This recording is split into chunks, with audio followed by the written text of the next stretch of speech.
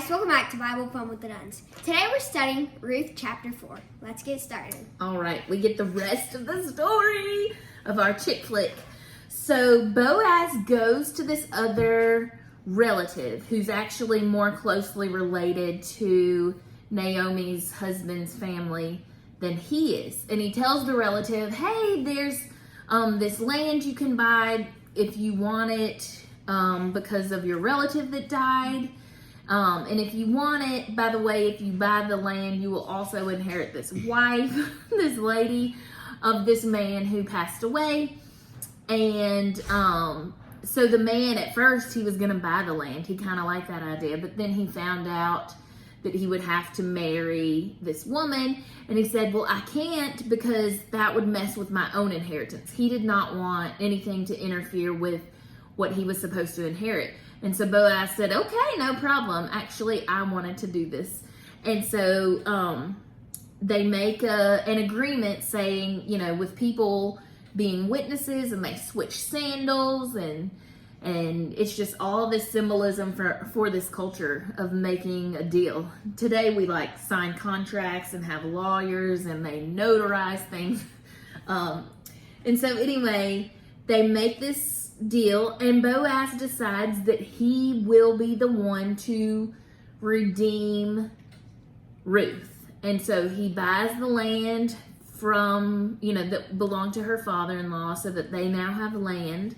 He marries her, and they end up having a baby. And just like in Deuteronomy, it tells us the firstborn of the kinsman redeemer and this wife will actually be thought of as the child of the first husband that passed away. And so that's the case with this baby. And this baby's named Obed. And even sweeter is Naomi gets to be like the grandma, the nanny that takes care of the baby and helps raise him. And I think it's a precious story. And then at the end, there's like a really cool tidbit, and I think that's John's takeaway today. It's kind of just like my favorite part, but I thought it was cool, like after a whole long line, that Ruth actually ends up being related to David, and I think that's just pretty cool. That is so cool. So what we see here is this story is not just these random ladies who end up as widows. This story is not just about Ruth. Instead, all of these people get to be in the storyline of the Messiah, because we know that Jesus comes from the line of David, right? Mm-hmm.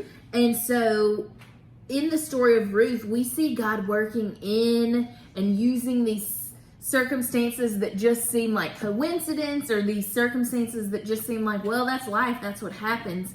Instead, we see our sovereign God orchestrating these things to happen on purpose. And if you look and you study, you find out that Boaz's mom is Rahab. Do y'all remember Rahab, the lady when the spies went into the land and she lived in the wall of Canaan, and she let them hide? And she was also the one that they spared when they came back, and she put that red cord in her window. So she was the one that they allowed to live when they went and attacked. So that's Boaz's mom. That's where he came from. And she raised a good man. Boaz is a great man of good, godly character. And then at the end, like John said, it tells us who they had. And so Salmon fathered Boaz. Boaz fathered Obed.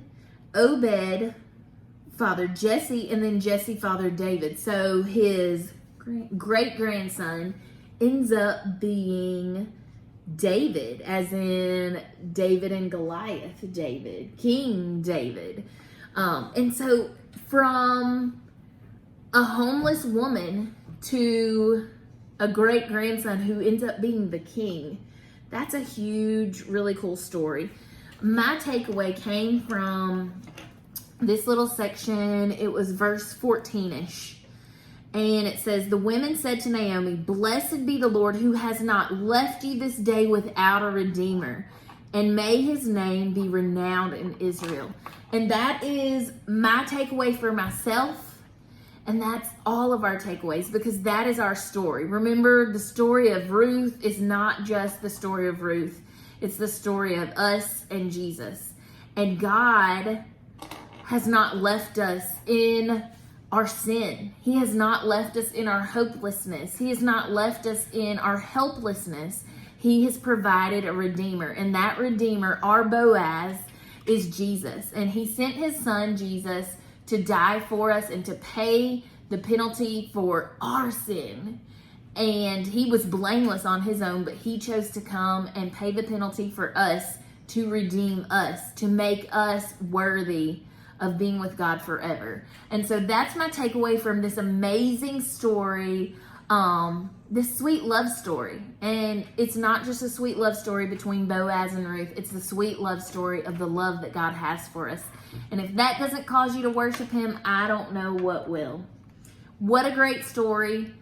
I love Ruth, and this will always be one of my favorites. Mm-hmm. Tomorrow, we start the book of Job. So buckle up. That's going to be an adventure, but I can't wait to meet a dinosaur and a dragon. I'm good with that. Are you?